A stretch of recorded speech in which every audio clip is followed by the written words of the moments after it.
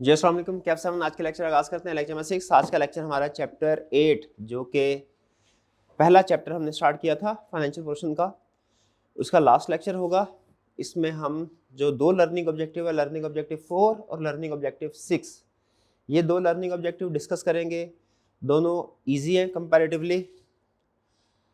एक है हमारा factors before selecting source of finance, और फिर दूसरा कंसेप्ट हमारा अदर सोर्सेज ऑफ फाइनेंस। इनका इंट्रोडक्शन मैं भी आपके साथ शेयर करूंगा, लेकिन पहले एज यूजुअल क्विज।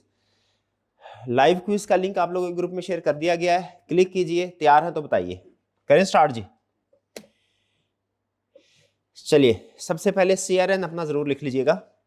आज का क्विज छोटा सा क्विज है भाई। स्लाइडर जरा ला दीजिएगा मुझे, स्लाइडर। पहला क्वेश्चन ये रहा आपके सामने। इस्लामिक सोर्स ऑफ फाइनेंसिंग कल पढ़ा था ना, उस पर बेस करते हैं आज के quiz.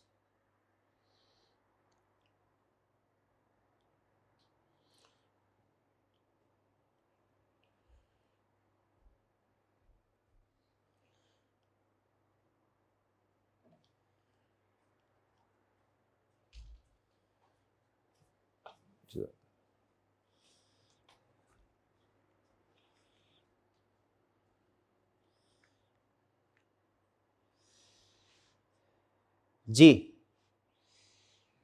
Carefrag Digital Ventures started offering clients a platform where users take money on short-term price movements without acquiring any real asset. Real asset acquire नहीं कर रहे। इसके एग्जांपल बिल्कुल ऐसे है जैसे आजकल के कंटेक्स्ट में आपको पता है इंटरनेशनल मार्केट में ऑयल की प्राइसेस और गोल्ड की प्राइसेस लगभग डेली बेसिस के ऊपर फ्लक्चुएट कर रही है, कभी कम कभी ज्यादा, इंक्रीज डिक्रीज हो रहा है। तो कुछ वेबसाइट्स ऐसी हैं जो आपको ये ऑफर करती हैं कि आप गैस कीजिए कि आने वाले कल के दिन में गोल्ड की प्राइस या ऑयल की प्राइस कम होगी कि ज्यादा होगी। ठीक है, और अगर आपकी प्रेडिक्शन सही साबित होती है तो आपको प्राइस मिलेगा, आपको एक्स्ट्रा अमाउंट मिलेगी। और अगर आपकी प्रेडिक्शन गलत साबित होती है तो आपने कुछ अमाउंट उनको डिपॉजिट करवाई होती है, वो खत्म हो जाती है। ठीक है, आपने ना गोल्ड बाय किया ना ऑयल बनाओ की प्रोडक्ट बाय की, आपने सिर्फ उनकी जो प्राइस की चेंजेस है, मूवमेंट्स है, उनके ऊपर अंदाजा लगाया, स्पेकुलेशन की। तो क्या ये इस्लामिक मॉडल, ये इजाजत है इसकी? इसकी इजाजत नहीं है। ये तो एक तरह से जुआ की शक्ल बन गई। ठीक है, तो ये हमारा मुराबा फाइनेंसिंग नहीं है। ठीक है, इसमें कोई प्रॉफिट जो है वो प्रॉफिट एडवांस में डिस्क्लोज जरूर किया गया है, लेकिन ये स्पेकुलेशन है, हाईली अनसर्टेनिटी है इसमें। इस तरह तो जो डिस्क्लोज किया गया वो कि जी अगर कल बारिश हुई फॉर एग्जांपल, मैं आपको 10,000 दूंगा, बारिश ना हुई तो आप मुझे 10,000 दीजिएगा, अमाउंट तो इसमें भी डिस्क्लोज है। लेकिन क्या इसकी इजाजत है? नहीं, ये जुआ है। तो इस तरह की ट्रांजैक्शन, इसमें अहम लफ्ज क्या था जिससे आपने इस कंक्लूजन में पहुंचना था? Without acquiring any real asset. मुराबा फाइनेंसिंग में उसने क्लियरली लिखा हुआ है एसेट होना चाहिए, रियल एसेट होना चाहिए, एग्जिस्ट करे, आपकी ओनरशिप में हो। ये था ना मुराबा। सेकंड क्वेश्चन,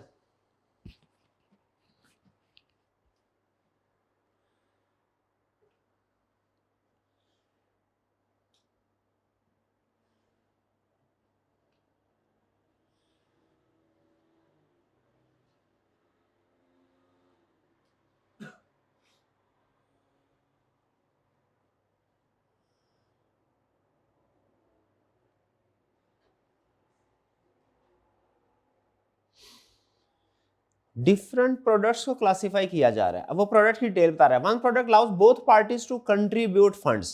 जब दोनों पार्टी ने फंड कंट्रीब्यूट करने होते हैं, ये कौन सी वाली कैटेगरी आ गई? पार्टिसिपेटरी। ठीक है, अब हमें पता चल गया ए और डी में से कोई करेक्ट ऑप्शन है। दूसरे उसने क्या बोला? Another sells goods at disclosed cost plus margin. अब ये सेल वाली ट्रांजैक्शन है, सेल परचेज। ठीक है, ये क्या हुआ? Trade sale based. और फिर थर्ड वाली कौन सी है? लीज इक्विपमेंट्स, यानी रेंटल बेस्ड। तो इसमें करेक्ट ऑप्शन हमारी क्या हुई? ए। पहली वाली पार्टिसिपेटरी ट्रांजैक्शन है, दूसरी ट्रेड बेस्ड या सेल बेस्ड, और तीसरी रेंटल बेस्ड। इनमें फर्क पता है ना आपको, कल स्टडी किया था हमने। नेक्स्ट क्वेश्चन,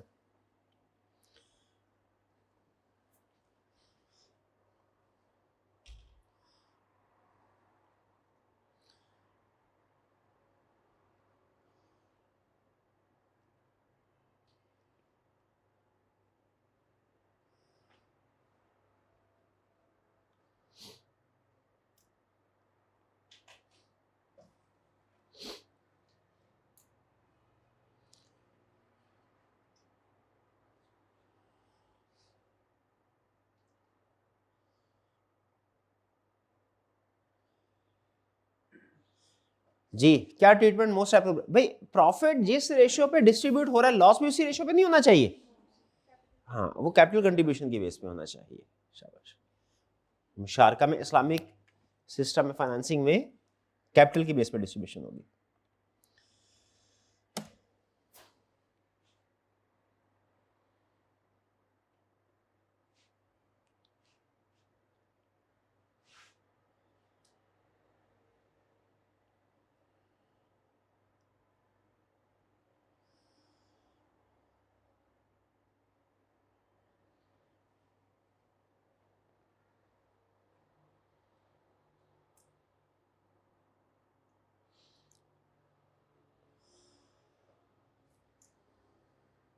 मुदारबा में तो जितना भी नुकसान होता है वो रबुल माल का होता है ना, यानी जिसकी इन्वेस्टमेंट है। मुदारिब का तो कोई नुकसान नहीं होता, ऐसा ही है। अगर वो अपनी, यानी अगर जो टर्म्स एग्रीड हुई हैं उनके मुताबिक काम ना करे तो फिर उसे नुकसान खुद बर्दाश्त करना पड़ेगा, बिल्कुल। अगर वो नेग्लिजेंस के साथ काम करता है, अगर वो फ्रॉड करता है, ठीक है, अगर वो इंस्ट्रक्शंस के मुताबिक काम नहीं करता, रिस्ट्रिक्टिव मुदारबा टाइप पढ़ी थी ना हमने, तो फिर इसकी जिम्मेदारी किस पे होगी? उस पे होगी फिर। वरना नॉर्मल हालात में अगर वो जो एग्रीड टर्म्स है उसके मुताबिक बिजनेस करे तो बिजनेस का जो भी नुकसान होगा, अगर नुकसान होता है, वो अदर पार्टी का, इन्वेस्टर का है। तो करेक्ट ऑप्शन हमारी हुई इसमें B, the manager bear the loss. क्यों? नॉर्मली तो मैनेजर लॉस बेयर नहीं करता, यहां पे क्यों कह रहे हैं कि मैनेजर? क्योंकि उसने रिस्ट्रिक्टिव मुदारबा के बाहर जाके इन्वेस्टमेंट की।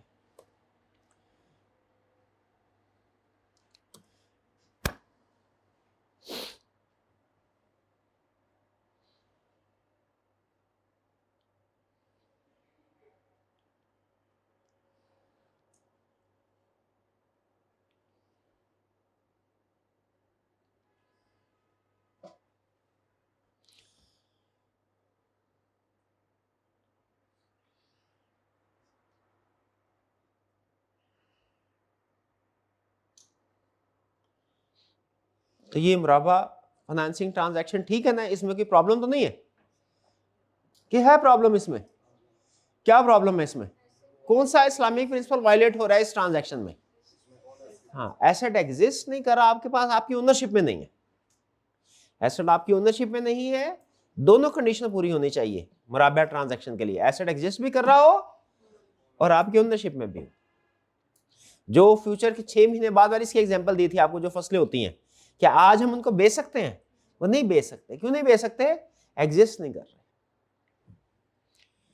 तो एग्जिस्ट भी करनी चाहिए और ओनरशिप भी होनी चाहिए। यहाँ पे चूंकि उसने बाय नहीं किया, उसकी ओनरशिप नहीं है, तो ये ट्रांजैक्शन गलत है। मुराबा is defective because seller must own and possess the asset before resale. Last question.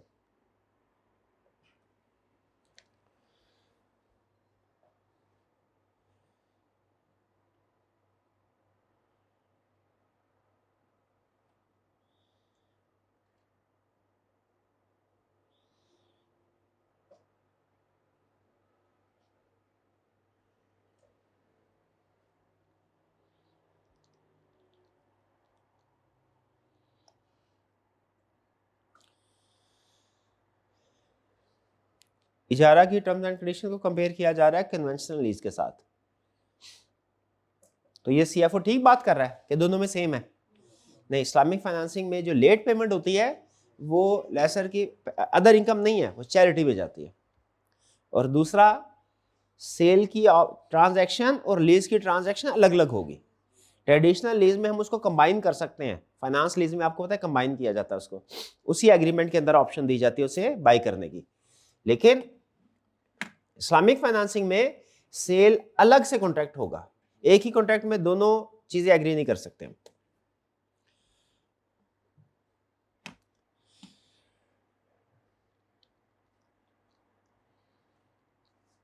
जी चलिए क्लास के टॉपर्स की तरफ चलते हैं। फर्स्ट पोजीशन, शाबाश। Second position, third, fourth, fifth, sixth, seventh, eighth, ninth, 10th। चलिए ये था हमारा क्विज। अब चलते हैं आज के लेक्चर की तरफ। अच्छा पहले तो मुझे ये बताइए, ये माइंड मैप क्या आपने ड्रा कर लिया है अपने नोट्स में? दिखाइए किधर है, किधर ड्रा किया आपने? ये आज का डेट किधर आज की? ठीक है, किधर क्यों नहीं ड्रा किया? अब भाई आपको बोला क्लास में स्टार्ट से पहले आपने ड्रा करना है, किया करे। किधर ड्रा किया आपने माइंड? जी माइंड में किधर ड्रा किया आपने? शाबाश, किधर आपका, किधर किधर क्यों नहीं किया ड्रा? भाई फार्ग बैठने से अच्छा होता है क्लास के स्टार्ट में ये माइंड में ड्रा कर लिया करे, व्हाट्सएप ग्रुप में शेयर कर दिया जाता है ना, क्यों नहीं?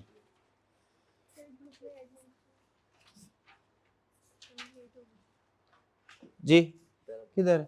जी भैया आपका कर लिया, शाबाश शाबाश। किधर किया, किधर किया? जरा से ना किया करे, ठीक।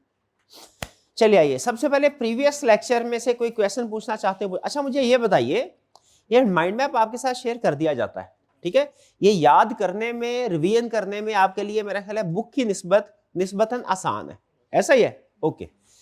अगर एक स्टूडेंट इसमें से याद कर लेता है सारी चीजें माइंड मैप में से, क्या उसे बुक को रीड करने की जरूरत है कि नहीं? बिल्कुल है, ठीक है। एक तो रिवीजन हो जाती है और फिर दूसरा कंसेप्ट्स की एक्सप्लेनेशन भी होती है। बाज़ वक़्त ऐसा होता है मे बी कि आप किसी कंसेप्ट को ना समझ पाए हो क्लास में, ठीक है, तो घर जाके फिर क्या करना है आपने, एक दफा बुक को लाजमी रीड करना। डन जी। अच्छा, और अगर क्या ऐसा मुमकिन है कि बुक में कोई ऐसा कंसेप्ट हो जो मैं क्लास में ना पढ़ा सकूं? वैसे अपनी तरफ से तो पूरी कोशिश करते हैं हम कि वो सारी की सारी चीजें ही हमारे माइंड मैप में कवर हो रही हो, लेकिन फिर भी इंसान है ना, हो सकता है कोई चीज ऊंच नीच हो जाए, आगे हो जाए, स्किप हो जाए, तो फिर आप क्या करेंगे? हाँ, उससे भी रीड करना और अगले दिन मुझे बताना भी है, ठीक है, ताकि वो ऑनलाइन वाले स्टूडेंट्स हैं ना उनके लिए भी है, और जो स्टूडेंट्स को सम टाइम ऐसा होता है कि खुद से रीड करके भी आपको समझ में नहीं आती, तो ताकि उसकी डिस्कशन क्लास में हो सके, हमारे कोर्स में सारे कंसेप्ट डिस्कस हो। तो आपके लिए याद रखें, माइंड मैप से याद जरूर करना है, लेकिन बुक से रीडिंग भी करनी है। और अगर उसमें कोई ऐसी चीज है जो आपको समझ में नहीं आई या क्लास में डिस्कस नहीं हुई, तो एक तो आपने खुद से कोशिश करनी है उसको समझने की, खुद से ये स्किल आपने डेवलप करनी है, ये खास तौर पे फाइनल लेवल पे जाके आपके काम आएगी। और फिर कल अगले दिन क्लास में भी बता देना ताकि हम उसको कंप्लीट कर सकें, ठीक है। तो कल के लेक्चर में घर जाके कितने स्टूडेंट से रीड किया नोट्स में? उसमें से कोई ऐसा पॉइंट जो आपको समझ में ना आया हो या क्लास में डिस्कस ना हो सका हो, कोई ऐसी टर्म, कोई ऐसा लफ्ज जो क्लास में डिस्कस नहीं हुआ, तो मुझे बता दीजिए। सब ठीक है, सब समझ आ गया? ओके, चलिए आगे चलते हैं। अब ये हमारा थ्योरेटिकल पोर्शन का लास्ट लेक्चर है चैप्टर 8 का। ये चैप्टर 8 हमारा थ्योरेटिकल है, वैसे फाइनेंशियल में शामिल है जो चैप्टर 8 ना, क्लासिफिकेशन अगर आप देखें तो चैप्टर 8 हमारे फाइनेंशियल पोर्शन का पहला चैप्टर है, फाइनेंशियल, लेकिन इसकी नेचर क्या है? थ्योरेटिकल। और इसको पहले क्यों करवाया? कॉस्ट ऑफ कैपिटल न्यूमेरिकल था। कॉस्ट ऑफ कैपिटल से पहले सोर्सेज ऑफ कैपिटल क्यों हमने डिस्कस किया? क्योंकि कॉस्ट ऑफ कैपिटल के जो कंपोनेंट्स है ना, वो कौन कौन से होते हैं, उनकी वर्किंग कैसे होती है, ठीक है, वो सारे के सारे कंसेप्ट सोर्सेज ऑफ कैपिटल वाले चैप्टर में। तो अगर सोर्सेज ऑफ कैपिटल वाला चैप्टर कंप्लीट करके फिर कॉस्ट ऑफ कैपिटल के चैप्टर की तरफ जाए तो आपकी अच्छी बेस बन जाती है। थोड़ा सा बोर जरूर होते हैं, मुझे भी अंदाजा है, थोड़ा सा बोर जरूर होते हैं हम, क्योंकि प्रैक्टिकल है ना, न्यूमेरिकल में कैलकुलेशन में जरा मजा आता है, सवाल टैली होते हैं तो अच्छा लगता है, बोर जरूर, लेकिन ये जरूरी था, ठीक है। और मैं उम्मीद करता हूं कि आपने ये सारे कंसेप्ट अच्छे से सीख लिए होंगे, खासतौर पर जो मैंने मेंशन किए। अच्छा, एक चीज और, आपको असाइनमेंट भी दी गई है। असाइनमेंट, 2 असाइनमेंट मैंने आपको दिए हैं इस चैप्टर के अंदर, ठीक है। वो दोनों असाइनमेंट्स आपके गूगल ड्राइव पे मौजूद है। मैंने हमने इस सेशन में क्या किया है, गूगल ड्राइव का लिंक बनाया है, सारे रिसोर्सेज हम उस ड्राइव के अंदर रख लिया करेंगे। वरना पिछले सेशन में नॉर्मली स्टूडेंट्स जो स्टार्ट से साथ रहते थे, व्हाट्सएप ग्रुप में हम जब शेयर करते थे, LMS पे शेयर करते थे, उनको तो पता चल जाता था कौन से रिसोर्सेज किधर है, लेकिन जो बाद में स्टूडेंट आते थे हमारे, खासतौर पर ऑनलाइन में, वो प्रीवियस रिसोर्सेज के बारे में परेशान रहते थे कि जी हम तो महीने बाद ज्वाइन किया, 1.5 महीने बाद ज्वाइन किया, प्रीवियस सोर्सेज की तरह, तो वो सारे हमने गूगल, वैसे वो LMS के ऊपर भी अपलोडेड है, ठीक है, लेकिन गूगल ड्राइव पे भी है, वो एक ही जगह हमने इकट्ठे कर दिए। दोनों में से जो आपको कन्वीनियंट प्लेस लगे वहां से आप उसको डाउनलोड कर सकते हैं। तो अगर किसी वजह से अब ये चूंकि नेक्स्ट वीक में आपको पता है हमारा टेस्ट भी होना है इस चैप्टर का, तो और रिजल्ट से पहले सैटरडे को हमारी क्लास नहीं हुआ करेगी। आपको पहले बताया था ना ओरिएंटेशन में, रिजल्ट से पहले सैटरडे को क्लास नहीं हुआ करेगी, सैटरडे हमारा, लेकिन रिजल्ट के बाद के सैटरडेज जो होंगे हमारे वो ऑन होंगे, ठीक है, तो आपके पास कल और परसों 2 दिन है, इस चैप्टर को रिवाइज कीजिए। 2 असाइनमेंट अगर किसी वजह से कोई असाइनमेंट नहीं कर सके तो वो आपने उसको अटेम्प्ट करना है इस वीकेंड में। डन जी? चलिए, क्योंकि अब जो इसका क्विज होगा ना, इसमें थ्योरेटिकल कांसेप्ट मैं पूछूंगा ही, खासतौर पे वो वाले न्यूमेरिकल कांसेप्ट्स भी पूछूंगा जो मैंने होम असाइनमेंट में दिए हैं और जो नेक्स्ट चैप्टर में यूज होने। चलिए चलते हैं, 2 लर्निंग ऑब्जेक्टिव, लर्निंग ऑब्जेक्टिव 4 और 6, 5 हमने कल पढ़ लिया था। ठीक है, ये दोनों लर्निंग ऑब्जेक्टिव कंपैरेटिवली इजी है, रिलैक्स हो जाए, इसमें कोई मुश्किल चीज नहीं है, स्वाय एक छोटा सा टेक्निकल कंसेप्ट है, ठीक है, सिक्योरिटाइजेशन का। उसके अलावा ये इतना मुश्किल नहीं है, एवरेज है। लर्निंग ऑब्जेक्टिव 6 और लर्निंग ऑब्जेक्टिव 4 इजी कंसेप्ट है। स्टार्ट करें जी। अच्छा, आपको जो कंसेप्ट हम स्टडी करने जा रहे हैं, factors before selecting source of finance. इससे पहले इससे मिलता जुलता एक कंसेप्ट हमने स्टडी किया है, जरा मुझे याद करवा सकते हैं वो कौन सा कंसेप्ट था? इसी तरह का कोई एक कंसेप्ट था कि factors to be consider before selecting, कुछ इस तरह का क्या? हाँ, डेट। देखें नोट्स में क्या कोई ऐसा कंसेप्ट है? डेट वाला जो लर्निंग ऑब्जेक्टिव 2 है गालबन, ठीक है, 2 है या 3 है, उसमें देखिए कोई इस तरह का कंसेप्ट है कि आपने डेट की सिलेक्शन से पहले कौन से वाले फैक्टर्स को कंसीडर करना है। तो मुझे बताइए उस कंसेप्ट में और इस कंसेप्ट में क्या फर्क है? उसमें और इसमें क्या फर्क है बताइए, गैस करें। वो ये था, देखिए पहले हमने डिसीजन ये करना होता है कि पैसे चाहिए ना, तो हमारा सोर्स क्या होना चाहिए? क्या हमें इक्विटी के जरिए से फाइनेंसिंग करनी चाहिए या डेट के जरिए से करनी चाहिए या इस्लामिक मोड ऑफ फाइनेंसिंग की तरफ जाना चाहिए? ये बड़ा डिसीजन है, ठीक है, ये ब्रॉड लेवल का डिसीजन। लर्निंग ऑब्जेक्टिव 4 आपको ये बता रहा है कि आपका ब्रॉड सोर्स ऑफ फाइनेंसिंग क्या होगा, शेयर्स या डेट। और अगर आपने फैसला कर लिया डेट होगा, तो फिर अगला डिसीजन कौन सा टाइप ऑफ डेट हो। उसके डिफरेंट टाइप्स है ना, 4-5 पढ़ी थी हमने, कौन कौन? बैंक लोन था, डिबेंचर या बॉन्ड्स थे, कन्वर्टेबल थे, फिर उसके बाद लीज था और शॉर्ट टर्म लोन थे। तो वो कंसेप्ट था स्पेसिफिकली डेट से रिलेटेड। ये कंसेप्ट क्या है? ब्रॉड। यानी अगर आपसे क्वेश्चन में ये पूछे, एग्जाम में ये पूछे कि कोई भी सोर्स ऑफ फाइनेंस, आपके बिजनेस को फाइनेंस की जरूरत है, तो कौन सा सोर्स ऑफ फाइनेंस सेलेक्ट करना चाहिए? शेयर्स या लोन, डेट या इस्लामिक मोड ऑफ फाइनेंसिंग? तो आप कौन से फैक्टर्स लिखेंगे? ये लर्निंग ऑब्जेक्टिव 6 वाले कह रहे हैं कोई भी सोर्स ऑफ फाइनेंस, जब ये डिसाइड करना है हमने, और जब ये डिसाइड कर लिया कि करना डेट ही है, लेना डेट ही है, अब डेट में से कौन सी टाइप का डेट, ये कौन सा कंसेप्ट होगा हमारा? वो डेट वाला। फर्क समझ रहे हैं? स्ट्रक्चर दोनों कंसेप्ट्स का सेम है, लेकिन डिसीजन का फर्क है। वो था डेट के अंदर रहते हुए कौन से वाले ऑप्शन को सिलेक्ट करना है, और ये ओवरऑल जितने भी सोर्सेज ऑफ फाइनेंस है उनको सामने रखते हुए कौन सा सोर्स ऑफ फाइनेंस सेलेक्ट करना है। दोनों में फर्क समझे? डन जी। बाकी उसका तरीकाकार, स्ट्रक्चर वैसे ही है, कुछ फैक्टर्स होंगे और वो आपको बताएगा कि इस फैक्टर को इस पर्पस के लिए कंसीडर करना है, इस फैक्टर को इस पर्पस के लिए कंसीडर करना है। स्टार्ट करें, चलिए। बल्कि आपकी कॉमन सेंस पहले ये देखते हैं कि आपका बिजनेस नॉलेज कितना है फाइनेंसिंग के हवाले से। फैक्टर्स मैं बताऊंगा, आपने कोशिश करनी है एक्सप्लेनेशन को भी रीड ना करें, आप एक्सप्लेनेशन खुद बताएं। सबसे पहले amount of finance needed. Sometime हमें अपने बिजनेस के लिए स्मॉल अमाउंट की जरूरत होगी और समटाइम लार्ज अमाउंट की जरूरत। जरा गैस कीजिए। अच्छा, यहां पे अब आपने जो डिसीजन करना है ना मेजर, वो ये करना है कि किस सिचुएशन में हम डेट को प्रेफर करेंगे, किस सिचुएशन में इक्विटी को प्रेफर करेंगे। ये आपने डिसीजन करते जाना है हर फैक्टर में, ठीक है, क्योंकि ये ओवरऑल सोर्सेज ऑफ फाइनेंस को सामने रख के डिसीजन करना है, जिसमें डेट भी शामिल है, इक्विटी भी शामिल है। तो बताइए, अगर कम अमाउंट की जरूरत है तो डेट बेहतर या इक्विटी बेहतर? डेट। और अगर ज्यादा अमाउंट की जरूरत है, इक्विटी। क्योंकि बैंक जो है वो आपको लोन देने के लिए तैयार जरूर होते हैं, लेकिन एक सर्टेन एक्सटेंट तक, जबकि शेयर्स आप किसी भी अमाउंट के इशू कर सकते हैं। ऐसे है ना, शेयर इशू करने की कोई लिमिट तो नहीं होती ना, ऑथराइज शेयर कैपिटल तक होती है, लेकिन उसको भी बढ़ा सकते हैं आप। तो पहला कंसेप्ट उसने क्या बताया, अमाउंट ऑफ फाइनेंस नीडेड, कि अगर स्मॉल अमाउंट है तो फिर आप ट्रेड क्रेडिट की तरफ, शॉर्ट टर्म लोन की तरफ जाएं, लोन की तरफ जाएं। फिर अगर स्मॉल अमाउंट की जरूरत है तो किस तरफ जाना है हमने?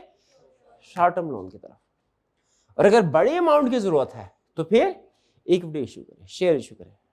क्लियर? कोई इतराज तो नहीं आपको इस डिसीजन में? लॉजिकल डिसीजन लग रहा है, ऐसे ही होना चाहिए। अगले डिसीजन की तरफ चलते हैं। ड्यूरेशन ऑफ फाइनेंस रिक्वायर्ड, आपको कितने अरसे के लिए पैसे चाहिए, वो था अमाउंट ऑफ फाइनेंस रिक्वायर्ड, ये क्या है?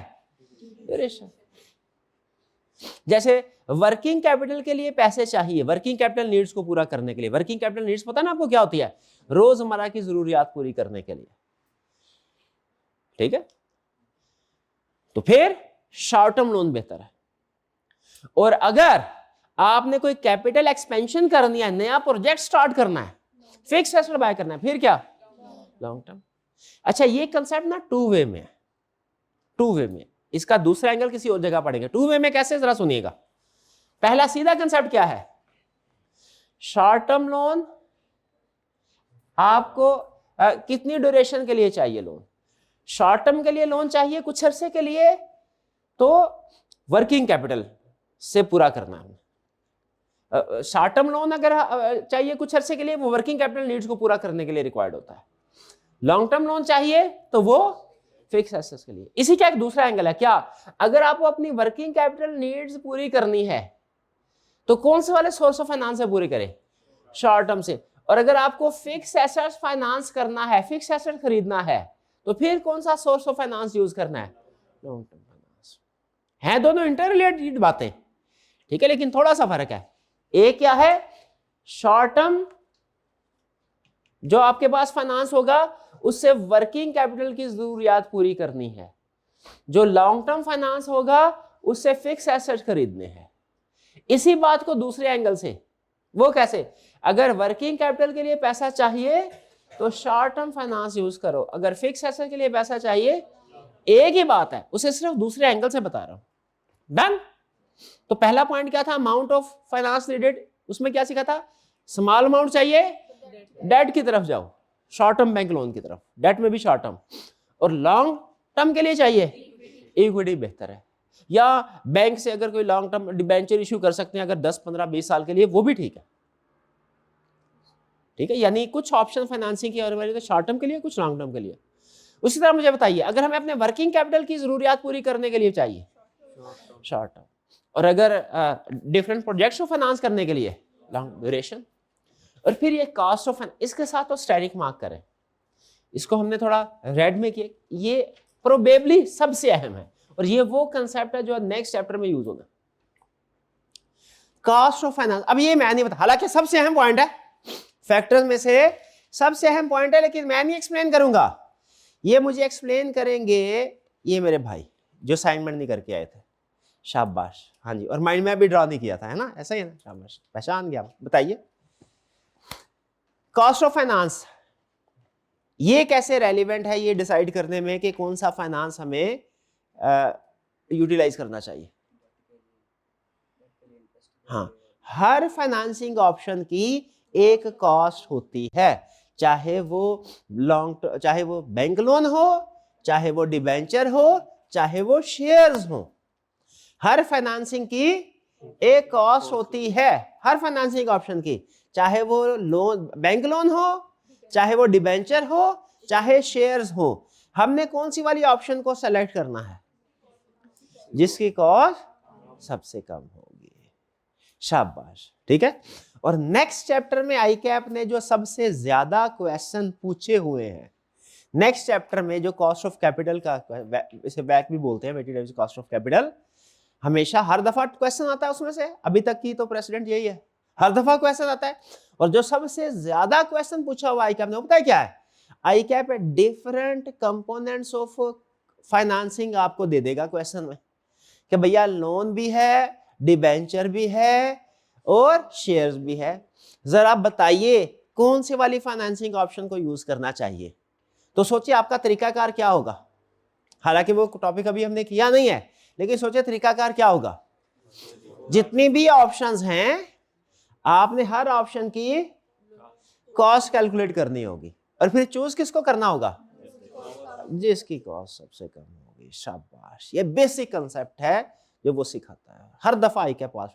समझ आ गया कंसेप्चुअली? कैलकुलेशन क्या है वो हम उधर ही सीखेंगे, कंसेप्ट बिल्ड हुआ अभी, तो कॉस्ट ऑफ कैपिटल वाला टॉपिक जो भी हम नेक्स्ट वीक में पढ़ने जा रहे हैं, मंडे से स्टार्ट करेंगे इंशाल्लाह, उसमें बताइए आई कैप तकरीबन हर अटेम्प्ट में क्वेश्चन पूछता है, तो उसमें करना क्या होता है, डिफरेंट ऑप्शंस होती हैं कॉस्ट की, components of cost, components of finance दिए होते हैं, हर कंपोनेंट की कॉस्ट कैलकुलेट करनी है और कौन सा रिकमेंड करना है कंपनी को, अगर आप कंपनी के फाइनेंस मैनेजर है और आपने वो वाला कंपोनेंट रिकमेंड कर दिया जिसकी कॉस्ट ज्यादा है, तो बताइए आपको इंक्रीमेंट मिलना चाहिए कि आपको जॉब से निकाल देना चाहिए, निकाल देना चाहिए। तो इसलिए हमने इंक्रीमेंट वाले, सैलरी इंक्रीमेंट वाले काम सीखने या जॉब से निकलने वाले काम नहीं सीखने। आगे चलते हैं, तो ये कॉस्ट ऑफ फाइनेंस के साथ स्ट्राइक मार्क कर ले, ठीक है, ये फैक्टर में सबसे अहम है। Next, ability to repay.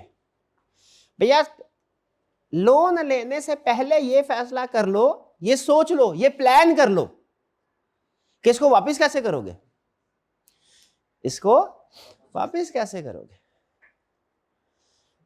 Salaried person का जो लोन है ना, अगर सैलरीड पर्सन है, आप बैंक मैनेजर हैं, आपके पास आ गया लोन लेने के लिए, सैलरी है 1 लाख की, और कह रहा है सर मुझे लोन 20 लाख का दे दीजिए, क्या लोन देंगे? क्यों नहीं लोन देंगे?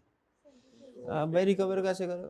उनको 2-4 लाख का लोन मांगो, वो समझ भी आता है कि आप अपनी सैलरी में से वो 30,000, 40,000, 35,000 निकलवा रिटर्न कर लेंगे, इतनी हाई अमाउंट लोन लेंगे, इतनी तो आपकी सैलरी नहीं, वापस नहीं कर पाएंगे, ठीक है भाई। जो सैलरीड पर्सन 1 लाख सैलरी है उसकी, उसके अंदर गुजारा नहीं कर सका, तो जब लोन लेगा और रीपेमेंट जाएगी 60,000 हो जाएगी उसकी टेक होम सैलरी, तो क्या उसमें गुजारा कर लेगा? मुश्किल है। इसीलिए याद रखें, हमेशा बैंक के पास जब भी लोन लेने के लिए जाते हैं ना, बैंक 2-3 जो बड़े सवाल पूछता है वो क्या है, एक, किस पर्पस के लिए लोन चाहिए, दूसरा, क्या आपके पास सिक्योरिटी है, तीसरा अहम सवाल ये होता है कि आप रीपे कैसे करेंगे। इसमें नॉर्मली जो कंपनीज होती है ना, वो बजट अपने बना के प्रेजेंट करती है कि सर ये देखिए हमारे अगले 5 साल के कैश फ्लो है। तो इसीलिए एबिलिटी टू रीपे भी कंसीडर करनी है हमने कि हम इसको क्या वापस कर पाएंगे और कैसे वापस कर पाएंगे, उसके लिए हमें कैश फ्लोज बनाने पड़ते हैं,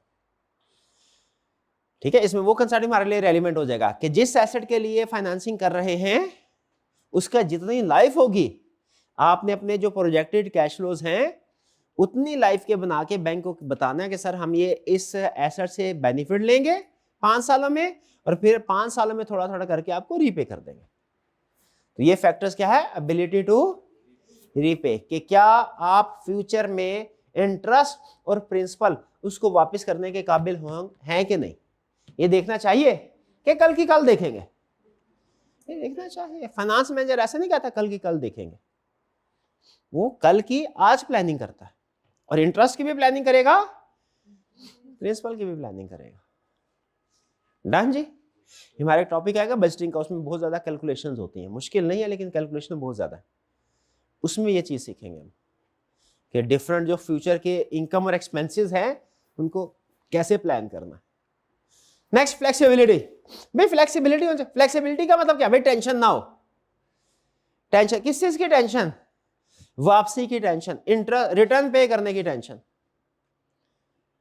मुझे बताइए कौन सी वाली ऑप्शन में आप एज फाइनेंस मैनेजर, कंपनी के फाइनेंस मैनेजर है, आप कंफर्टेबल होंगे, आपको टेंशन कम होगी, फ्लेक्सिबिलिटी होगी, डेट इशू करने में कि शेयर इशू करने में? शेयर इशू करने में आप फ्लेक्सिबल है। क्यों? एक तो बड़ी टेंशन आपको रीपेमेंट का प्लान नहीं करना, और दूसरा डिविडेंड भी लाजमी नहीं है कि आपने पे करना, प्रॉफिट हुआ तो देंगे, नहीं हुआ तो ना देंगे। लेकिन डेट के केस में क्या होगा? इंटरेस्ट तो देना ही देना, चाहे प्रॉफिट हो या लॉस हो, तो वो अलग टेंशन होती है, और फिर प्रिंसिपल रीपेमेंट भी करनी है। तो आपने ये भी देखना है कौन सी ऑप्शन ज्यादा फ्लेक्सिबल है। बेहतर क्या है? फ्लेक्सिबल ऑप्शन को सेलेक्ट करें। तो आप सोचते होंगे हमेशा फिर शेयर को क्यों नहीं सेलेक्ट कर लेते? उसके भी कुछ देखिए, सारे फैक्टर ना मैं आपको अलग अलग बता रहा हूं, प्रैक्टिकली आपने इनको इकट्ठे लेके चलना होता है। शेयर ज्यादा फ्लेक्सिबल जरूर है, लेकिन इसकी कॉस्ट ज्यादा होती है। कॉस्ट क्यों ज्यादा होती है? रिस्क फैक्टर ज्यादा होता है, रिस्क ऑफ डिफॉल्ट। तो इसलिए मैं तो आपको अलग अलग फैक्टर बता रहा हूं ना, कि इस फैक्टर को सामने रखते ये वाली ऑप्शन बेहतर है और ये वाली ऑप्शन जो है वो बेहतर नहीं है। प्रैक्टिकली आपने सारे फैक्टर्स को सामने रख के डिसीजन करना होता है। कुछ फैक्टर्स के में ऑप्शन ए बेहतर होगी, कुछ फैक्टर को सामने रखते हुए ऑप्शन बी बेहतर होगी। फिर वहां पे आपने थोड़ा सा अपनी जजमेंट अप्लाई करनी है और देखना है कि कौन से वाले ज्यादा पॉइंट्स किस चीज को फेवर कर रहे हैं, जिस सोर्स को फेवर कर रहा है उसे सेलेक्ट करना। इंपैक्ट ऑन गियरिंग, गियरिंग पे इंपैक्ट देखो, किस फाइनेंसिंग का गियरिंग पे पॉजिटिव इफेक्ट है? गियरिंग रेशियो पता है ना क्या, डेट डिवाइडेड बाय इक्विटी। जितना डेट बढ़ेगा गियरिंग रेशियो बढ़ेगा। गियरिंग रेशियो बढ़ना गुड थिंग है कंपनी के लिए कि बैड थिंग? बैड थिंग है। तो आपने कोशिश करनी है कि ऐसी ऑप्शन को सेलेक्ट करें जिससे गियरिंग रेशियो कम हो। और last, effect on financial statement. ठीक है, इफेक्ट ऑन फाइनेंशियल स्टेटमेंट्स का मतलब क्या है? देखो कि फाइनेंसिंग से आपकी फाइनेंशियल स्टेटमेंट्स पे क्या इफेक्ट आएगा। अगर तो डेट ज्यादा बढ़ रहे हैं तो फिर इक्विटी बेहतर है। ठीक है, यानी जब कंपनी के बैलेंस शीट के अंदर डेट्स की अमाउंट कम हो, इक्विटी की ज्यादा हो कंपैरेटिवली, तो फिर डेट वाली ऑप्शन बेहतर है, डेट वाली ऑप्शन। लेकिन अगर ऑलरेडी कंपनी ने सफिशिएंट डेट, काफी डेट लिया हुआ है, तो फिर डेट के बजाय किस ऑप्शन की तरफ जाना चाहिए? इक्विटी की तरफ। ये दोनों पॉइंट्स ना मिलते जुलते हैं, इंपैक्ट ऑन गियरिंग और इफेक्ट ऑन फाइनेंशियल स्टेटमेंट्स मिलते जुलते हैं। सिखा क्या रहा है आपको कि जब आपके पास ऑलरेडी सफिशिएंट लोन लिया हुआ है, आपकी गियरिंग रेशियो ऑलरेडी हाई होगी, ऐसी सिचुएशन में आपने मजीद लोन नहीं लेना। एक तो रिस्क ऑफ डिफॉल्ट बढ़ जाएगा, जितना लोन लेते हैं, देखें आपने किसी से 1000 रुपए भी लोन लिया ना, रिस्क ऑफ डिफॉल्ट आपका राइज हो गया। ठीक है, तो जितना ज्यादा लोन लेते जाएंगे डिफॉल्ट करने का रिस्क उतना ही बढ़ता जाएगा, गियरिंग रेशियो हाई होती है। तो हमने कोशिश क्या करनी है, अगर तो फाइनेंशियल स्टेटमेंट्स में already high amount of borrowing है, तो फिर मजीद कौन सी वाली ऑप्शन की तरफ जाना है हमने? इक्विटी की तरफ। ठीक है, ताकि फाइनेंशियल स्टेटमेंट्स भी जरा अच्छी ब्यूटीफुल नजर आए। जब लोन ज्यादा होता है तो वो लेस ब्यूटीफुल हो जाती हैं, जब इक्विटी ज्यादा हो तो वो मोर ब्यूटीफुल। ये सारे फैक्टर समझ आए? ठीक है, अब प्रैक्टिकली आपने क्या करना है? अब प्रैक्टिकली होगा क्या? थ्योरेटिकली तो आपने पढ़ लिया, याद भी कर लेंगे, एग्जाम में आएगा पॉइंट लिख भी लेंगे, लेकिन प्रैक्टिकली प्रॉब्लम आपको ये आएगी कि कुछ फैक्टर्स आपको सजेस्ट कर रहे होंगे डेट बेहतर है, और कुछ फैक्टर्स सजेस्ट कर रहे होंगे इक्विटी बेहतर है। तो आपने लिस्ट बना के सारे फैक्टर्स को कंसीडर करते हुए ओवरऑल बेसिस पे फैसला करना है प्रैक्टिकली। डन जी। एग्जाम में थ्योरेटिकली तो ये फैक्टर्स आपसे पूछेगा, इसी को न्यूमेरिकली अगर आपको पूछना चाहिए कि भैया शेयर ज्यादा बेहतर है कि डेट ज्यादा बेहतर है, तो वो कौन सा वाला topic? Next, cost of capital. Done. आगे चलिए नेक्स्ट कंसेप्ट की तरफ। चलिए, नेक्स्ट हमारा कंसेप्ट है अदर सोर्सेज ऑफ फाइनेंस। ये अदर सोर्सेज से क्या मुराद है? देखिए, प्राइमरी सोर्सेज दो ही हैं। इस्लामिक सोर्स ऑफ फाइनेंसिंग तो थोड़ा सा समझने एक इंडिपेंडेंट टॉपिक है, ठीक है, जो बेसिकली फाइनेंसिंग की टर्म्स एंड कंडीशन क्या होनी चाहिए उनके ऊपर डिस्कशन करते हैं। मेजर सोर्स ऑफ फाइनेंसिंग जो आगे हम लेके चलेंगे, आगे टॉपिक्स में भी फाइनेंस, पूरी फाइनेंस में चलेंगे, वो क्या है? वो दो ही है, इक्विटी और डेट। अदर सोर्सेज से मुराद है कि अगर फर्ज कीजिए हमें पैसों की जरूरत है हमारे बिजनेस को, क्या शेयर्स के अलावा और लोन के अलावा, यानी बैंक के अलावा और शेयर होल्डर के अलावा कोई ऐसे लोग हैं दुनिया में जो हमें पैसे देने को तैयार हो जाएं? सवाल ये है।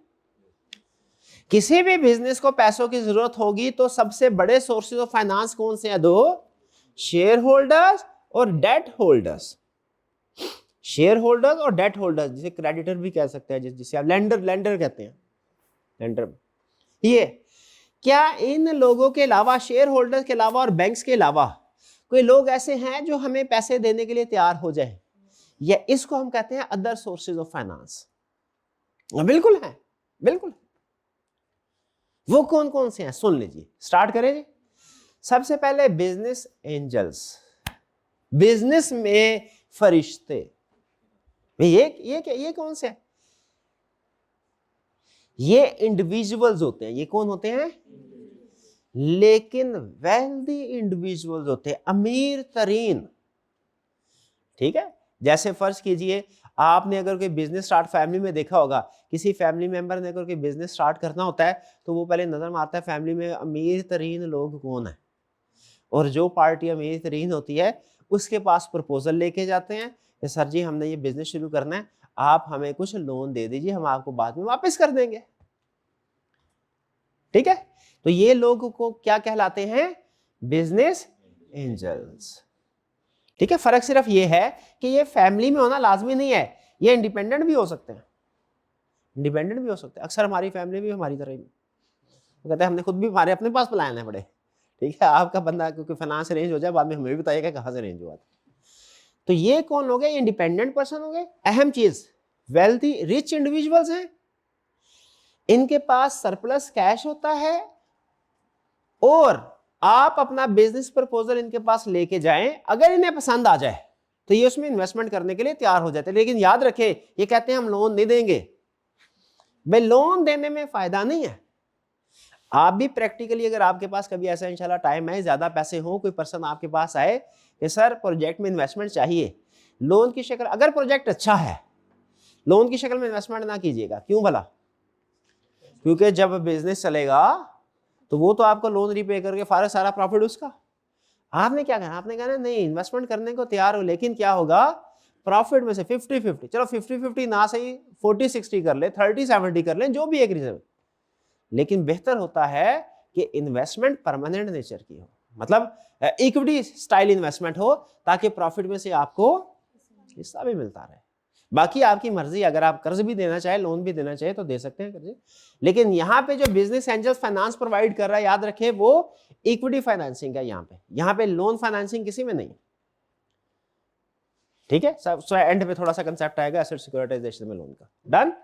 आपने अक्सर देखा होगा, कुछ टीवी प्रोग्राम भी मैं सुना इस तरह के होते हैं जिसमें कोई 3-4 बड़े बड़े पार्टीज बैठी होती हैं और कुछ लोग जो है वो प्रोफेशनल जो है एंटरप्रेन्योर जो हैं, जो आप जैसे यंगस्टर्स जो होते हैं जो कोई स्टार्टअप क्रिएट करना चाहते हैं, उनके सामने अपना प्रपोजल रखते हैं और वो उसको एक्सेप्ट करते हैं। इस तरह की आपने देखा कि इस तरह की अरेंजमेंट?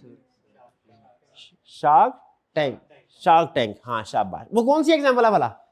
वो यही है, बिजनेस है। वहां पे जो बैठे होते हैं ना लोग जो फैसला करते हैं इन्वेस्टमेंट, वो है बिजनेस एंजल्स।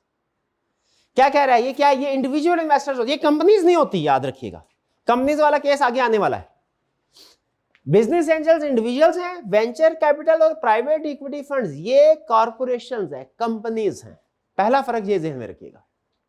इंडिविजुअल इन्वेस्टर्स हैं, ये स्मॉल अमाउंट में फंडिंग करेंगे। ठीक है, स्मॉल अमाउंट, यानी ऐसा नहीं है। देखिए जो बैंक है ना, बैंक अगर फंडिंग करेगा ना, बैंक तो करोड़ों में फंडिंग कर सकता है। ये क्या करते हैं? लाखों में फंडिंग करते हैं। ठीक है, कुछ मैंने सुना है कि यूनिवर्सिटीज में ऐसे होता है कि स्टूडेंट्स होते हैं ना, जो अच्छी यूनिवर्सिटीज होती हैं, वो अपने स्टूडेंट्स को जो एमबीए वगैरह करवाती है तो इंकरेज करती है कोई ना कोई प्रोजेक्ट स्टार्ट करे अपना, कुछ ना कुछ अर्न करके, ताकि उन्हें एक्सपीरियंस हो। तो मैंने सुना ऐसी यूनिवर्सिटीज में जो टीचर्स होते हैं अच्छे, जिनके पास अच्छे पैसे होते हैं, या उन टीचर्स के जानने वाले, मेरे एक दोस्त ने था मुझे ऑफर किए थे कि हमारे एक प्रोजेक्ट है, कुछ स्टूडेंट्स को मिला है, वो एक कैफे शायद कोई स्टार्ट करना चाहते हैं, तो उसमें फंडिंग चाहिए। अगर आप फंडिंग करेंगे तो प्रॉफिट का 30% आपको मिलेगा, उसमें अच्छी अर्निंग भी हो जाती है, क्योंकि यंगस्टर्स है ना अच्छा वर्क करके ना एक कैलकुलेटेड डिसीजन करते हैं। तो ये एग्जांपल्स की कौन सी वाली है? बिजनेस एंजल्स के लिए। बिजनेस एंजल याद रखिए इंडिविजुअल्स होते हैं, स्मॉल अमाउंट में इन्वेस्टमेंट करते हैं, करोड़ों अरबों में नहीं इन्वेस्टमेंट होगी, लाखों में होगी। ठीक है, और फिर ये स्टार्टअप में इन्वेस्टमेंट करते हैं नॉर्मली, एग्जिस्टिंग बिजनेस में नहीं, जो ऑलरेडी साल से चल रहा है उसमें नहीं, स्टार्टअप में। सूटेबल किसके लिए? स्टार्टअप के लिए। अर्ली स्टेजेस पे जब बिजनेस को फाइनेंस चाहिए होता है तब वो बिजनेस एंजल्स ज्यादा सूटेबल ऑप्शन है। ये समझ आ गई बात? अच्छा, बिजनेस एंजल्स होते हैं इंडिविजुअल्स। अगर कोई कंपनी एग्जिस्टिंग कंपनी ऑलरेडी चल रही है, जैसे पीटीसीएल स्टाइल कंपनी है, पीटीसीएल टाइप, या ये भी तो चले बड़ी कंपनी हो गई, कुछ इस तरह की moderate company, medium size companies है, ऑलरेडी चल रही है, उन्हें पैसों की जरूरत है। अब उन्हें पैसों की जो जरूरत होगी ना, जो ऑलरेडी कंपनी साल से चल रही है, अब कंपनी लार्ज स्केल पे, इंडिविजुअल तो स्मॉल स्केल पे बिजनेस करते हैं, कंपनी लार्ज स्केल पे करते हैं, इनको तो हाई अमाउंट की जरूरत होगी। अब क्या बिजनेस एंजल सूटेबल ऑप्शन है? अब बिजनेस एंजल सूटेबल ऑप्शन नहीं है, क्योंकि अमाउंट ज्यादा चाहिए, क्योंकि ये स्टार्टअप नहीं है, एग्जिस्टिंग कंपनी रन हो रही है। तो अब कौन सी ऑप्शन होगी, वेंचर कैपिटल या प्राइवेट। अच्छा एक चीज ध्यान में रखिएगा, बिजनेस एंजल्स आपके बिजनेस में पार्टिसिपेशन नहीं करेंगे, वो आपको लोन देंगे, सॉरी लोन नहीं, फाइनेंसिंग प्रोवाइड करेंगे और फिर कहेंगे ठीक है आप कमाएं, जो जो भी आपने बिजनेस करना करें, साल के बाद हमें बताइएगा प्रॉफिट कितना है, हमारा हिस्सा दे दीजिएगा। ये बिजनेस में आके जो आपका बिजनेस प्लेस होगी, शॉप होगी, उधर आके नहीं बैठेंगे, आपको मशवरा नहीं देंगे कि ये पॉलिसी ऐसे कर ले, रेवेन्यू पॉलिसी ये हो और कॉस्ट पॉलिसी, कोई डिसीजन मेकिंग नहीं करेंगे। नेक्स्ट है वेंचर कैपिटल। जो वेंचर कैपिटलिस्ट होते हैं, पहला असूल सुनना है, ये इंडिविजुअल्स नहीं होते, कॉरपोरेशन यानी कंपनीज होती हैं, बैंक्स भी हो सकते हैं, बैंक्स भी हो सकते हैं। नहीं। दूसरा असूल, ये नॉर्मली वैसे तो स्टार्टअप को भी लोन देते हैं ये, आपने वो बाजू का देखा, वो याद है वो हबीब बैंक की एक ऐड आया करती थी मैच के दौरान में कुछ साल पहले, कि जहां ख्वाब वहां HBL है, तो उस एडवर्टाइजमेंट में दिखाते थे बाज़-औक़ात कि कोई पर्सन ऐसा है, यंग प्रोफेशनल है, उसके पास कोई आइडिया है, वो बोर्ड ऑफ डायरेक्टर के सामने आइडिया प्रेजेंट करता है, उन्हें पसंद आ जाए तो उसे हाथ मिलाते हैं। हाथ मिलाने का मतलब ये होता है वो फाइनेंसिंग करने के लिए तैयार है। अब ये फाइनेंसिंग हालांकि जो वेंचर कैपिटलिस्ट यानी कंपनीज है, कॉरपोरेशन है, बैंक है, ये स्टार्टअप में भी इन्वेस्टमेंट कर सकते हैं, लेकिन ज्यादातर इनकी जो इन्वेस्टमेंट होती है वो स्टार्टअप में नहीं होती, वो एग्जिस्टिंग जो सेटअप होता है, बिजनेस होता है जो ऑलरेडी साल से चल रहा है, उसमें इन्वेस्टमेंट करते हैं। ठीक है जी, उसमें इन्वेस्टमेंट कर रहे होंगे। ये इंस्टीट्यूशनल फंड, इंस्टीट्यूशनल का मतलब क्या, कॉर्पोरेशन है, कंपनी, इंडिविजुअल्स नहीं है, ये इंडिविजुअल इन्वेस्टर थे, ये इंस्टीट्यूशनल इन्वेस्टर्स हैं। इनका मकसद क्या होता है कि भाई हम ऐसे बिजनेस में इन्वेस्ट करें जो कि जिसकी ग्रोथ है, उसमें इन्वेस्टमेंट करें। इसकी आपको प्रैक्टिकल एग्जांपल देता हूं। सम टाइम ऐसा होता है, जैसे फर्ज कीजिए एक कॉलेज है, कॉलेज में एक टीचर ने स्टार्ट किया कोई 20 साल पहले कॉलेज अच्छा चला, बहुत से दूसरे, अब वो टीचर जो है वो खुद ओनर भी है, उसके साथ दूसरे टीचर्स भी हैं। अब 20 साल बाद वो टीचर ने कहा भाई अब बड़ा पढ़ा लिया हमने, अब मेरे में इतनी हिम्मत नहीं है कि मजीद पढ़ा सकूं, तो अब ऐसा करते हैं कॉलेज को बेच देते हैं। ठीक है, आप मुझे बताइए इस कॉलेज को किसको बेचना बेहतर रहेगा, आउटसाइडर्स को या कि एग्जिस्टिंग जो टीचर्स हैं वो उनको सेल करना बेहतर है? क्यों एग्जिस्टिंग टीचर को? क्यों? एक तो पहला हक उनका है, वो साथ अटैच है, और दूसरा वो प्रोफेशनली बिजनेस को ऑलरेडी जानते हैं, वो बिजनेस को बेहतर थे, वो टेक ओवर करेंगे ना तो बिजनेस में बहुत ज्यादा चेंजेस नहीं आएंगे, ओनरशिप स्ट्रक्चर में चेंज आएगा, बाकी ऑपरेटिंग स्टाइल तो सेम आएगा। बाहर का बंदा है, पता नहीं वो किस माइंड का होगा। इसको कहते हैं मैनेजमेंट बाय आउट। जब एग्जिस्टिंग मैनेजमेंट एग्जिस्टिंग ओनर से बिजनेस को खरीद ले, इसको क्या बोलते हैं? MBO, मैनेजमेंट बाय आउट, यानी मैनेजमेंट बाय कर रही है। लेकिन इसमें एक प्रॉब्लम होती है, पता है क्या? मैनेजमेंट के पास इतने पैसे नहीं होते कि वो खरीद सके, समझ गए? ठीक है, आप किसी प्राइवेट छोटी कंपनी में CFO CEO की पोजीशन पे, फॉर एग्जांपल, या की पोजीशन पे आपको पता चला ओनर जो है बिजनेस को बेचना चाहते हैं, पहली ख्वाहिश तो आपके अंदर ये होगी मैं ही खरीद लेता हूँ, लेकिन आपके पास पैसे नहीं होंगे, सैलरीड पर्सन के पास इतने पैसे नहीं होते कि वो बिजनेस खरीद ले। यहाँ पे फिर क्या आता है? यहाँ पे ये वेंचर कैपिटलिस्ट आते हैं, ये मैनेजमेंट बाय आउट को फाइनेंस करते हैं, सपोर्ट करते हैं। मैनेजमेंट से कहते हैं आए हमारे सामने बैठे, हमें प्लान बना के दे कि आप जब इस बिजनेस को एक्वायर कर लेंगे कैसे रन करेंगे, हर साल पिछला कितना प्रॉफिट है, आइंदा आने वाले हर साल में कितना प्रॉफिट होगा, आप हमें कितने अरसे में हमारे पैसे वापस करेंगे। यह है मैनेजमेंट बाय आउट। 3 से 7 साल तक की एग्जिट स्ट्रेटजी देनी पड़ती है वेंचर कैपिटलिस्ट को। एग्जिट स्ट्रेटजी का मतलब क्या है कि वेंचर कैपिटलिस्ट आपको 3 से 7 साल के अंदर हम फारिग कर देंगे, मतलब सारे पैसे अदा कर देंगे प्रॉफिट में से। वो फिर मैनेजमेंट क्या करती है, वो दिन रात एक करती है, ओवर टाइम भी लगाते हैं, और जो प्रॉफिट होता है फिर घर नहीं लेके जाते, क्या करते हैं, उसको रिटर्न कर देते हैं। 5-6 साल के बाद जब सारा जो वेंचर कैपिटलिस्ट से इन्वेस्टमेंट की होती है वापस हो जाती है, फिर उसके बाद उनका अपना टाइम पीरियड शुरू हो जाता है, तो वो भी ओनर बन जाते हैं। इसको बोलते हैं मैनेजर। एक सिंपल बाय आउट है, कोई भी आके खरीद ले। एक है मैनेजमेंट बाय आउट कि existing management existing share holder से बाय कर ले। नॉर्मली इसको सपोर्ट करने के लिए वेंचर कैपिटलिस्ट आता है। ये बात समझ आ गई? ओके। तीसरे ऑप्शन प्राइवेट इक्विटी। ये वेंचर कैपिटलिस्ट से मिलती जुलती है। कैसे? पहली चीज, ये भी इंस्टीट्यूशनल इन्वेस्टर है, ये भी इंस्टीट्यूशनल इन्वेस्टर है, इंडिविजुअल नहीं है दोनों। नंबर 2, ये भी लार्ज स्केल में फंडिंग करेगा, ये भी लार्ज स्केल में फंडिंग करता है, लेकिन दोनों के तरीकाकार में फर्क है। ये मैनेजमेंट बाय आउट, ये बिजनेस में खुद पार्टिसिपेट नहीं करता, इंटरफेरेंस नहीं करता। मैनेजमेंट से कहते हैं आप भी बिजनेस चलाएं, हमें 5-7 साल के अंदर आपने हमें रीपे कर देना सारा। ये कहता है भैया नहीं, इसका तरीकाकार बड़ा अलग है, इसका तरीकाकार बड़ा अलग। जो फेमस इन्वेस्टर्स हैं ना हिस्ट्री में इस वक्त जो बल्कि जिंदा है, उनमें से एक जो सबसे मशहूर इन्वेस्टर है वो है वॉरेन बफेट। वो एक बात कहता है इन्वेस्टमेंट के सिलसिले में, वो क्या कहता है? वो कहता है जब किसी कंपनी के शेयर बढ़ रहे हो ना, तब वो शेयर्स ना खरीदो। जब किसी अच्छी कंपनी के शेयर्स कम हो रहे हैं, जैसे आजकल वार की कंडीशन आप देखें ना, स्टॉक एक्सचेंज जो है वो डाउन गई हुई, तो ये अच्छा टाइम है अच्छी फर्म के कंपनीज के शेयर खरीदने का। वो शेयर खरीदे। वो उसको एक मिसाल के जरिए से समझाता है। कहता है आपने अगर घोड़ा दौड़ाने वाली रेस है ना, ठीक है, उसमें अगर कोई घोड़ा बीमार हो जाए ना, तो वो सस्ते दामों बिक रहा होता है। आपने अगर कभी घोड़ा खरीदना है ना रेस में दौड़ाने के लिए, तो तंदुरुस्त घोड़ा नहीं खरीदना। ये अजीब एग्जांपल है, क्यों? वो आपको महंगा मिलेगा। बीमार घोड़ा खरीदना है, क्यों? सस्ता। लेकिन एक चीज का ध्यान रखना है, सिर्फ क्या ये देख लेना है बीमारी आर्जी है कि मुस्तकिल है। अगर परमानेंट बीमारी है ना, फिर नहीं खरीदना, फिर तो उस घोड़े को गोली मार देनी।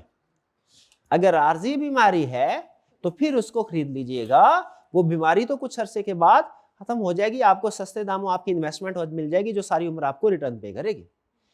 यही काम करती हैं प्राइवेट इक्विटी फंड्स।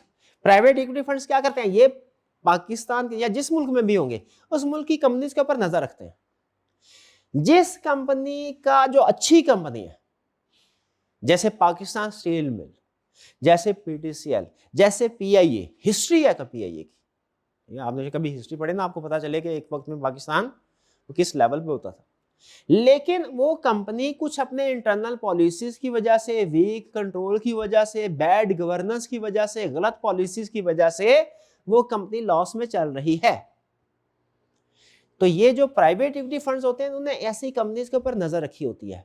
जब उन्हें पता चलता है ये कंपनी है तो अच्छी, हिस्ट्री अच्छी है, आगे भी ग्रो कर सकती है, लेकिन एग्जिस्टिंग कुछ पॉलिटिकल फैक्टर्स की वजह से, कुछ एडमिनिस्ट्रेटिव इशू की वजह से, या कुछ और अदर इश्यूज की वजह से ये इस वक्त ठीक काम नहीं कर रही, ये वो घोड़ा जो बीमार हो गया, तो फिर क्या करते हैं? फिर इसको बाय आउट कर लेते हैं।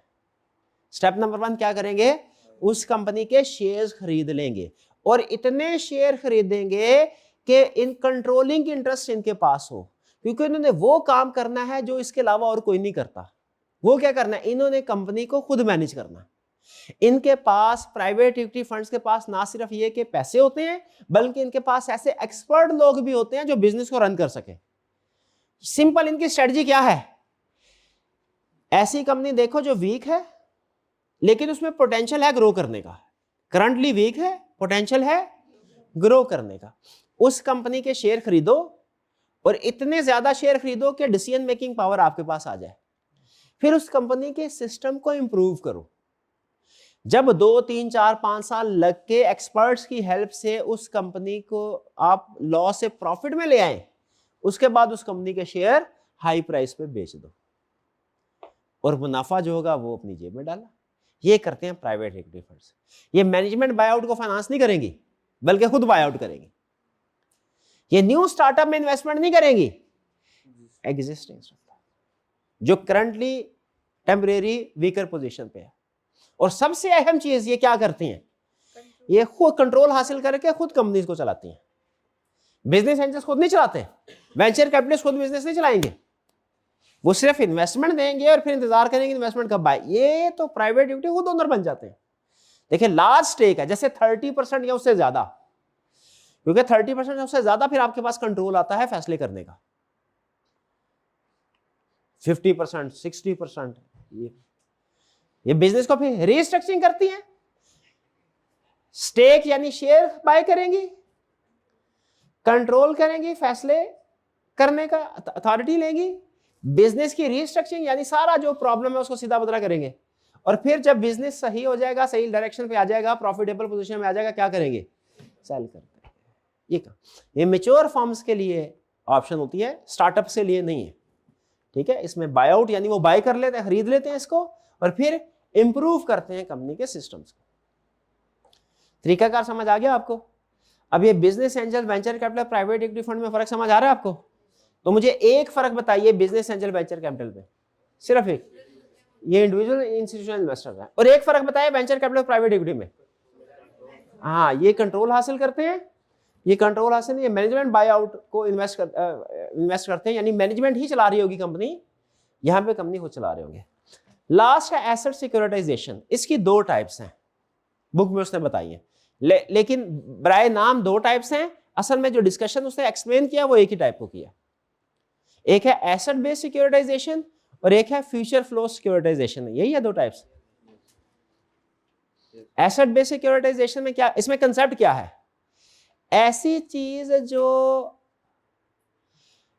मार्केट में चल बिक नहीं सकती उसको ऐसी चीज जिसके जरिए आप पैसे इकट्ठे नहीं कर सकते उसके जरिए से पैसे इकट्ठे करना, सिक्योरिटाइजेशन। नहीं ना समझ आई? एग्जाम्पल से समझेंगे आप। ये एसेट सिक्योरिटाइजेशन दो होती है, एक आप अपने एग्जिस्टिंग एसेट्स के बदले में उनको समझे सिक्योरिटी के, सिंपल टर्म में समझे, अगर आप अपने एग्जिस्टिंग एसेट्स को सिक्योरिटी रखवा के आप फाइनेंसिंग हासिल करते हैं, ये है एसेट्स बेस्ड सिक्योरिटाइजेशन। और अगर आप एग्जिस्टिंग एसेट नहीं, फ्यूचर के कैश फ्लोज को सिक्योरिटी के तौर पे रखवा के एक तरह से फाइनेंसिंग हासिल करते हैं, तो इसे क्या कहते हैं, फ्यूचर फ्लो सिक्योरिटाइजेशन। वैसे टेक्निकली वर्किंग डिफरेंट है, समझाने के लिए बता रहा हूं आपको। अच्छा, फर्ज करें मैंने भाईजान को ऑफर दी, क्या ऑफर दी, कहा भाई ये मेरे पास एसी पड़ा हुआ है, ये तुम अपने पास जमानत के तौर पे रख लो और मुझे लोन दे दो। समझ लीजिए एक तरह से ये क्या है, एसेट बेस्ड सिक्योरिटाइजेशन। और अगर मैं उसे ये कहता हूं भाई मेरे एसेट इधर ही रहने दो, मेरा बिजनेस है ना, इसमें हर साल 10 लाख रुपए प्रॉफिट होता है, आप मुझे ऐसा करो कि 50 लाख रुपए अभी लोन दे दो, पैसे दे दो, मैं जब तक आपको पैसे वापस नहीं करता ना, अपने जो फ्यूचर के प्रॉफिट होंगे उसका 30% आपको देता रहूंगा। ये क्या है, फ्यूचर फ्लो सिक्योरिटाइजेशन। फर्क समझ आया? फ्यूचर फ्लो में फ्यूचर के कैश फ्लोज को कंसीडर किया जाता है, डील किया जाता है, और एसेट बेस में एसेट। ये तो मैंने आपको सिर्फ समझाने के लिए ना कि आपको टाइप्स ध्यान में बैठ जाए ये बताया है। टेक्निकली इसमें थोड़ा सा फ्लॉ है। अब मैं आपको टेक्निकल एग्जांपल आपके साथ शेयर करता हूं एसेट बेस्ड सिक्योरिटाइजेशन की। फर्ज कीजिए एक एग्जिस्टिंग कंपनी है, पास्ट में उसने बहुत से लोन लिए, उसके पास एसेट बड़े अच्छे हैं, एग्जिस्टिंग कंपनी है, उसने कुछ नए एसेट खरीदे हैं, नए एसेट अच्छे एसेट है, लेकिन उसकी हिस्ट्री कंपनी की बैड है, बहुत ज्यादा लोन लिए हुए हैं और पास्ट में डिफॉल्ट भी किया हुआ है। Bad history with good assets. Gas करें ये कंपनी बैंक के पास जाएगी, सर हमें लोन दे, बैंक आसानी से लोन देगा कि नहीं? अव्वल तो बैंक ना करेगा, कहेगा आपने ऑलरेडी इतने लोन लिए हुए, और दूसरे नंबर पे क्या करेगा बैंक, अगर दे तैयार भी हाई रेट ऑफ इंटरेस्ट पे लोन देगा। किस वजह से? क्योंकि हिस्ट्री बैड है। अब ये कंपनी करती है, अभी इसका मतलब ये हुआ ये कंपनी अपने एग्जिस्टिंग एसेट के जरिए से फाइनेंसिंग अरेंज नहीं कर सकती, इसके एसेट मार्केटेबल नहीं। मार्केटेबल का मतलब क्या है, मार्केट में जाके प्रेजेंट करना और लोग उसकी बेस के ऊपर कोई इन्वेस्टमेंट करने को तैयार हो जाए। डन हो गया। यहां पे फिर एसेट बेस्ड सिक्योरिटाइजेशन काम में आती है। ये कंपनी करती क्या है, सुने थोड़ा सा ना इसको विजुअल स्ट्रक्चर से एक्सप्लेन करने की कोशिश करते हैं। ये है हमारी कंपनी ए, कंपनी ए बैंक के पास गई, इसके पास एसेट्स अच्छे हैं लेकिन इसकी हिस्ट्री बैड है। बैंक ने इसकी हिस्ट्री को देखते हुए कहा भैया यहां तो लोन दूंगा ही नहीं, या दूंगा तो हाई रेट ऑफ इंटरेस्ट पे, क्योंकि रिस्क ऑफ डिफॉल्ट ज्यादा है। डन। इस कंपनी ने कहा अच्छा एसेट तो मेरे पास अच्छे हैं लेकिन मेरी हिस्ट्री अच्छी नहीं है, क्या करें? तरीका, इस कंपनी ने एक न्यू कंपनी इनकॉर्पोरेट की, रजिस्टर करवाई, कंपनी बी। इसको कुछ डिफरेंट नाम दिए जाते हैं, कभी स्पेशल पर्पस व्हीकल या स्पेशल पर्पस एंटिटी नॉर्मली, यानी ये ऐसी एंटिटी होती है एसपीई या एसपीवी, ऐसी एंटिटी, ऐसी ऑर्गेनाइजेशन जिसका सिर्फ एक ही पर्पस है, स्पेशल पर्पस के लिए क्रिएट हुई है, इससे से क्या करते हैं? Special purpose. ऐसी कंपनी जिसको क्रिएट करने का सिर्फ एक ही खास मकसद, उसे क्या बोलते हैं? स्पेशल पर्पस एंटिटी या स्पेशल पर्पस व्हीकल। इसका एक ही मकसद है, क्या? बैंक से लोन लेना। अब क्या किया कंपनी ए ने, जरा टेक्निकली सुने, कंपनी ए ने कहा लीगली देखे तरीका वारदात, कंपनी ए ने कहा कंपनी बी को, है कंपनी 100 मिलियन के एसेट्स हैं, तेरे को 100 मिलियन के एसेट बेच दी है। अब इस कंपनी ने कहा अच्छा ये आपने मुझे, लेकिन पैसे मैं आपको बाद में दूंगा। कंपनी ए ने कहा ठीक है। कंपनी ए ने अपने गुड एसेट बी को कंपनी बी ने पैसे दे दिए। अब कंपनी बी गई बैंक के पास, सर ये एसेट मेरे हैं, इन पे मुझे लोन चाहिए।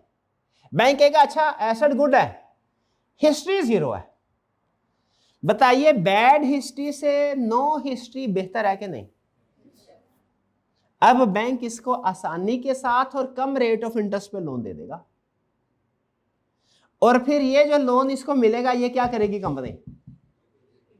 इसको वापस कर देगी, इसकी प्राइस पे कर देगी। इसका मतलब ये हुआ कंपनी ए को via company B special purpose entity के जरिए से वो गुड एसेट्स जिसके बदले में वो पहले अच्छा रेट नहीं मिल सकता था, अब कंपनी बी की वजह से इसे अच्छा रेट मिल गया। अच्छा रेट से बड़ा कम रेट में मिल गया। ये है एसेट बेस्ड सिक्योरिटाइजेशन, यानी ऐसा एसेट जो पहले आप मार्केटेबल नहीं था, आप उसे स्पेशल पर्पस एंटिटी या स्पेशल पर्पस व्हीकल के जरिए से मार्केट में लेके जाएं और उसकी बेस पे लोग आपको फाइनेंसिंग करें, इसका काम हो गया। ये एसेट बेस्ड सिक्योरिटाइजेशन। कोई तरीकाकार समझ आया इसका? ठीक है, लेकिन अब प्रैक्टिकली बात बता दूं आपको, एक किताब यहां पे बात करके खत्म कर देती है। प्रैक्टिकली बैंक इतने मासूम भी नहीं होते, उन्हें पता ना चले बैक एंड पे गेम क्या चल रही है। ठीक है, तो कुछ चीजें होती हैं वो कंसीडर करते हैं और वो भी कहते हैं ठीक है काम चलता है तो चलता रहे। वो बहरहाल प्रैक्टिस की बातें हैं। तरीकाकार समझ आ गया? ये थे हमारे फाइनेंसिंग। अब मुझे बताइए, क्या फैक्टर्स वाला तो आसान था, ये जो अदर सोर्स ऑफ फाइनेंस है थोड़ा सा टेक्निकल था। समझ आ गया आपको? कोई क्वेश्चन पूछना चाहते हो तो पूछ लीजिए। शाबाश। नहीं, ये इंटरेस्ट किसी को भी नहीं मिलेगा, क्योंकि इनमें से जितने भी ऑप्शंस हैं ना, ये सिक्योरिटाइजेशन को अलग कर दें, इसके अलावा ये सारे के सारे बिजनेस में ओनरशिप स्टेक के तौर पे इन्वेस्टमेंट करते हैं, प्रॉफिट लेते हैं। ये लोन नहीं लेंगे, लोन के तौर पे नहीं। लोन के तौर पे तो फिर बेहतर है कि बैंक में पैसे रखवा लें, वो ज्यादा सिक्योर है। किसी इंडिविजुअल को लोन देना, किसी प्राइवेट कंपनी को लोन देना, वो तो डिफॉल्ट का रिस्क ज्यादा होता है, बैंक में निस्बतन फिर भी कम है। तो ये हाँ, इन्हें प्रिंसिपल वापस मिलेगा, और जब तक प्रिंसिपल वापस नहीं मिलता प्रॉफिट का हिस्सा मिलेगा। और असल में ये प्रिंसिपल में इंटरेस्टेड नहीं होते, वो तो उन्हें पता है मिल ही जाना है, ये प्रॉफिट में इंटरेस्टेड होते हैं। इनका असल तो फायदा प्रॉफिट हासिल करने में। क्लियर? और कोई क्वेश्चन? हाँ, अगर लॉस आ जाए तो फिर इनका लॉस होगा, जाहिर है। यानी ये जो टर्म इन्वेस्टमेंट करते हैं ये बेस्ड ऑन इंटरेस्ट नहीं है, बेस्ड ऑन प्रॉफिट है। और कोई क्वेश्चन? कोई क्वेश्चन नहीं? चलिए, चैप्टर हमारा कंप्लीट हो गया। अब कल रिजल्ट से पहले सैटरडे से हमारी क्लास नहीं होगी, फिर बता दूं, आपने इसमें रिवीजन करनी है। नेक्स्ट वीक में आपको कल शाम में शेड्यूल शेयर कर दिया जाएगा, आपका पहला टेस्ट होगा चैप्टर 8 का, उसमें न्यूमेरिकल कंसेप्ट भी मैं टेस्ट करूंगा। डन जी? चलिए आज का लेक्चर यहाँ खत्म करते हैं। अल्लाह हाफिज।